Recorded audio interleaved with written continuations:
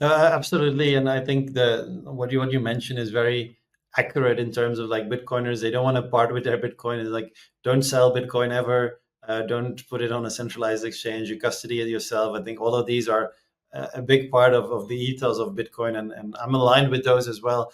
And I think it's one of the main hurdles of adoption as well on the Bitcoin side. Whereas on the Ethereum side, I think that has been slightly different just because you have that programmability on the Ethereum blockchain itself. Now, on the Bitcoin side, Bitcoin is not programmable in such a way. Obviously, there's like some innovations since the Taproot upgrade, and you have like runes and ordinals now on Bitcoin, which is interesting, but it's not as far yet as you can't really call it a full developer platform of sorts, right?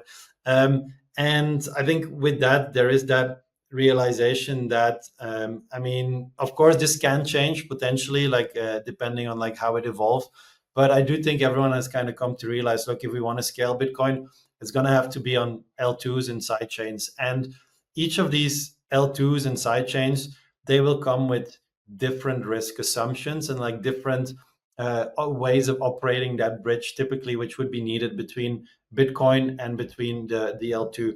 First of all, for the asset itself. So if that L2 wants to hold or wants to have Bitcoin that is usable in DeFi, it will need to have some form of a bridge in which BTC get locked on the L1 and a new form of BTC is minted on the L2. So how that mechanism works, there's a lot of security assumptions being taken there, and every project kind of takes different assumptions and approaches. So that's already quite confusing, I think, for users, but there is that security trade-off, which eventually people who want to participate in DeFi will have to do their research and see what asset are they comfortable with or what L2 are they comfortable with. I think that's one.